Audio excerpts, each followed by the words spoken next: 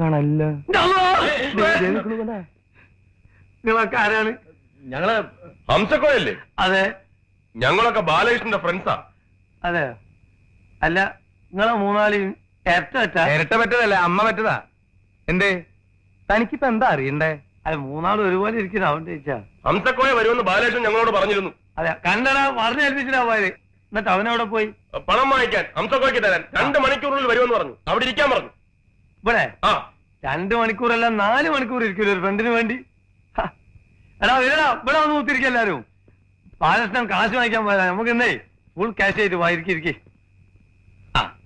അപ്പൊ ഞങ്ങൾ ഇറങ്ങട്ടെ. സർക്കാരുകൾ എന്താ വലിയ ചില്ലിത്തെക്കിട്ട് പോകുള്ളൂ.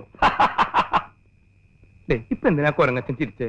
ഞാൻ അവന്റെ മോന്ത കിട്ടുന്ന കൊടുത്തു വരട്ടെ. എനിക്ക് അയാളെ കണ്ടാൽ തന്നെ ഭയങ്കര ദേഷ്യം. അയാളൊരു ഷർട്ടും കഴുത്തിലൊരു ടവലും. ഇതിലാ കണ്ടേ ഒരു ഉടുപ്പിന്റെ